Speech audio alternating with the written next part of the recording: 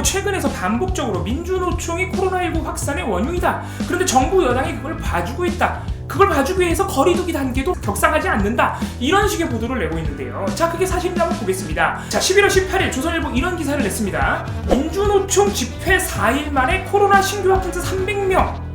광복절 때는 반사회적이라더니 정부 여당 침묵. 이런 제목의 기사를 냈습니다. 제목의 내용이 다 들어있습니다. 11월 14일에 민주노총이 전국적으로 1만여 명 수준의 집회를 했는데 4일 만인 11월 18일 신규 확진자가 300명을 넘어섰다. 이것은 20일 만에 300명을 넘어섰던 8.15 보수 집회보다 더 심각한 것인데 정부 여당은 유독 민주노총에게만 침묵하고 거리두기 단계도 올리지 않았다. 이런 내용입니다. 입만 열면 거짓말입니다. 첫 번째, 과연 11월 14일 민주노총 집회 때문에 11월 18일에 신규 확진자가 300명이 넘었을까요? 전혀 그렇지 않습니다. 민주노총 집회에서 확인된 확진자 사례 없습니다. 방역 수칙도 다 지켰습니다. 11월 18일에 질병관리청이 발표한 정례 브리핑 자료를 보면은 국내 발생 확진자 245명의 감염 경로를 전부 다 상세히 적어놨습니다.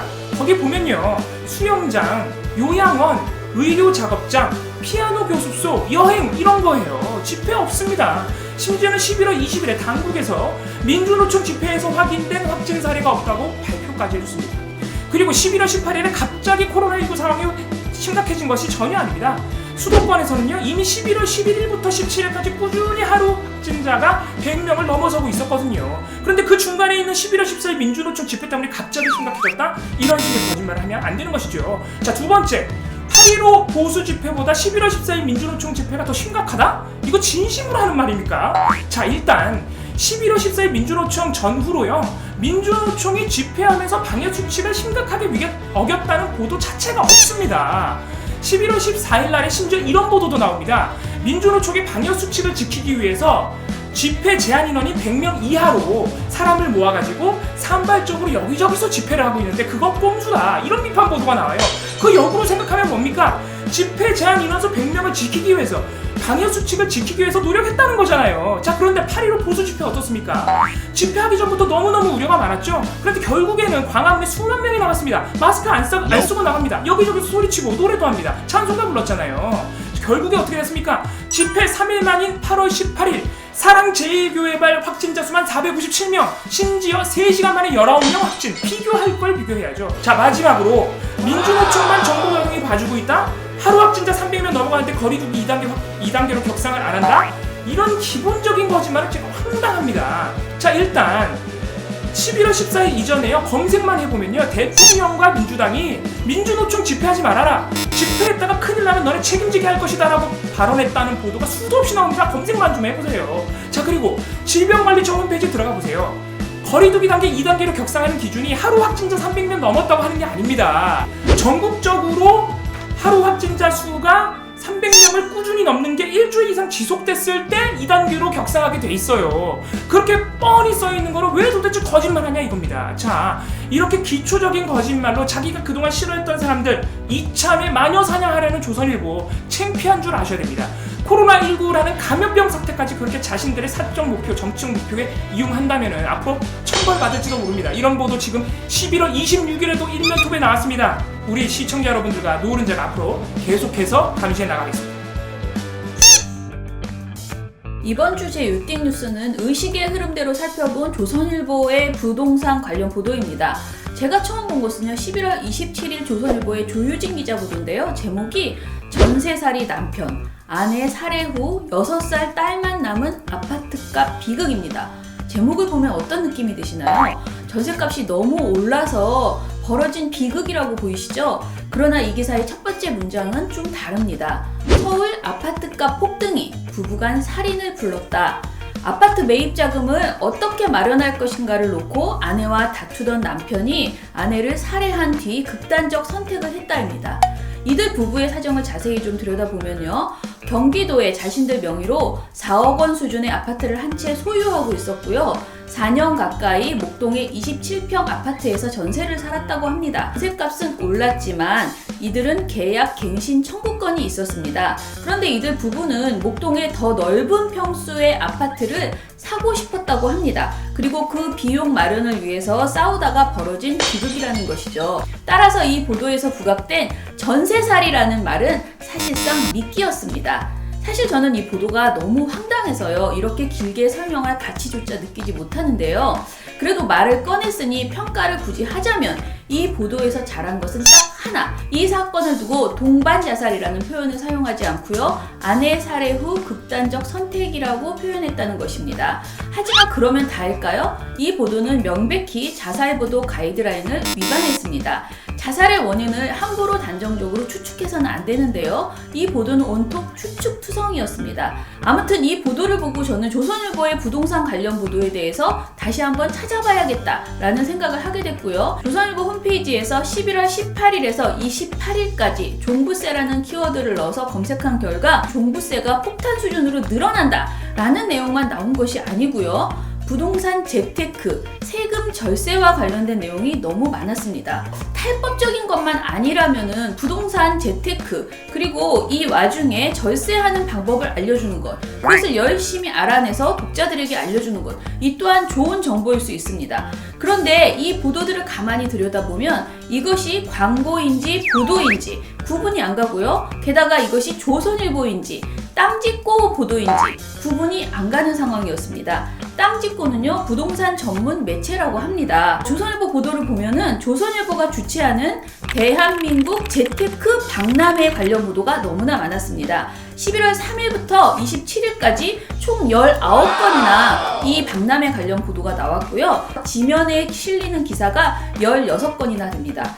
19건 중에서 16건을 지면에 실었다? 이것은 명백하게 자신들이 주최하는 박람회를 홍보했다.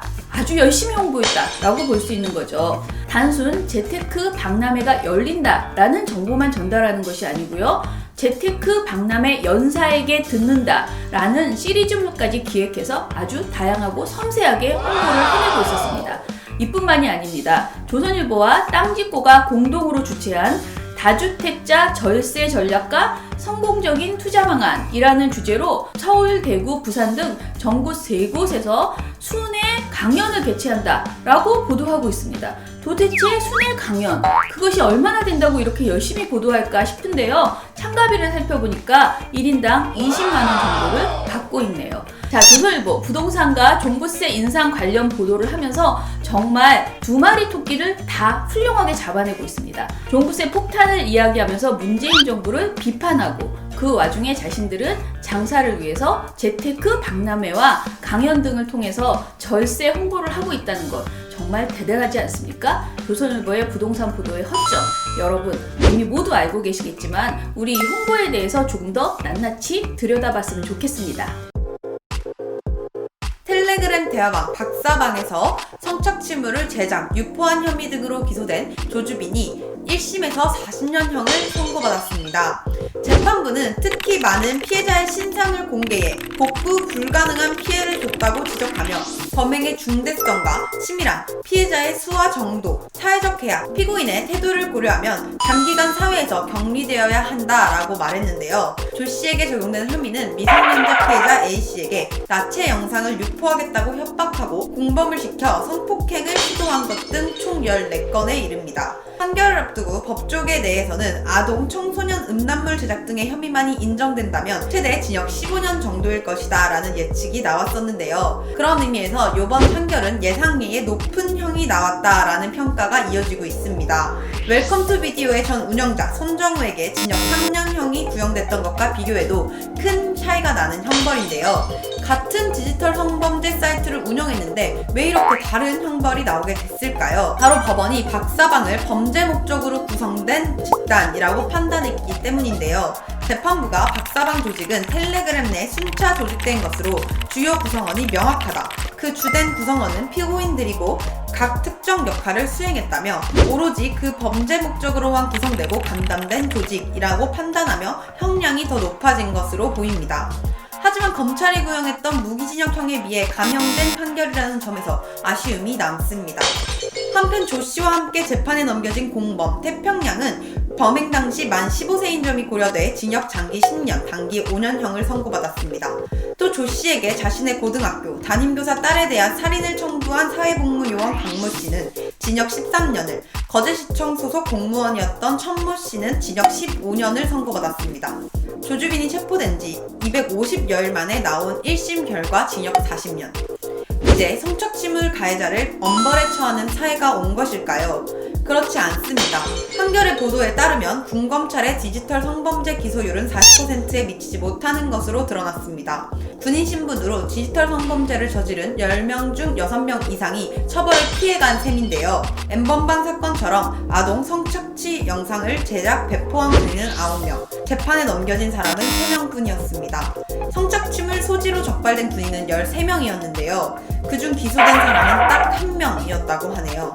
불법 촬영물, 지인 능욕, 성착취물 등 군 내의 디지털 성범죄 건수는 2018년 102건, 지난해 133건, 올해 상반기에만 78건을 기록해 증가 추세에 있습니다. 박사방에서 활동하며 성착취물을 유포한 이기아 역시 현역 사병이었죠. 그러나 군에서는 디지털 범죄에 대한 심각성을 인지하지 못하고 있는 듯합니다. 최근 불법 촬영물을 인터넷에 유포한 현역 장교에게 삭제의 의향을 밝혔다는 이유로 집행유예를 선고한 사례도 있습니다. 올 한 해는 아동 청소년 성착취물에 대한 가슴 아픈 현실을 마주한 한 해였습니다. 정부와 국회, 경검찰, 그리고 사법부까지 디지털 성착취 가해자들을 엄벌로 다스려 반드시 디지털 성착취 범죄를 근절할 것이라고 말했던 그 약속, 벌써 잊으신 건 아니겠죠? 디지털 성범죄의 마침표를 찍는 날이 하루빨리 오기를 바랍니다. 민주노총 입장에서, 노동자들 입장에서 지금 목숨이 달린 일들이 지금 너무 많아요. 가장 시급한 게 이제 전태일선법이라 그래가지고 거기 뭐가 들어있냐면 중대재해처벌법이 들어있습니다. 중대재해기업처벌법 들어있고요. 생명을 잃은 노동자들이 상당히 많은데 영세사업자들이 많습니다. 근데 영세사업장 노동자들이 굉장히 많은데 지금 근로기준법은 5인 미만 근로자들은, 그러니까 5인 미만 사업장 근로자들은 근로기준법이 아예 적용이 안 돼요. 그러니까 그것도 하지 말자 이겁니다. 모든 노동자 다 적용할 수 있도록 하자. 이런 것도 들어있고, 그래서 최근에 돌아가신 노동자들이 많다 보니까 민주노총이 좀 절실한 측면은 있어요. 그거로 바꿔야 된다는 것 때문에 그런 측면이 있으니까 조금 이해를 해주시고, 하지만 민주노총도 온라인 플랫폼으로 집회 대신할 수 있는 방법이 많으니까 그렇게 했으면 좋겠다. 코로나19 관련해서 최근에 그 노동자 상황이 더 어려워지고 있는 이것에 대해서 대책이 필요하고 정부가 이에 대해서 좀 더 적극적으로 좀 답변을 해주길 바라는 마음에서 이제 집회를 하는 거잖아요. 그래서 최대한 방역 수칙을, 저는 민주노총 일단은 꼬투리 잡힐 일을 하지 않는 것은 일단 기본이라고 생각하고요. 집회 지금 뭐 봉우 씨 말 맞다나 뭐 집회를 안 하면은 안 하면은 더 좋다라고도 지금 국민들은 바라보고 있다라는 것을 좀 의식하시고 정확하게 그 방역 수칙을 지켜서 했으면 좋겠고, 그렇지만은 정부가 집회하지 마라 이 말만 하기 전에, 그러니 우리가 어떻게 하겠다라는 답변을 좀 제대로 하고 조치를 취했으면 좋겠습니다. 그리고 국회도 제대로 빠르게 움직여야, 지금 정말 국민이 죽어나가고 있는 상황에서 국회가 너무 느리기 때문에 이런 집회가 벌어지고 있다라는 거 말씀드립니다. 네, 그럼 오늘 유띵뉴스 여기까지 하겠습니다. 우리 다음 시간에 만나요. 안녕! 안녕!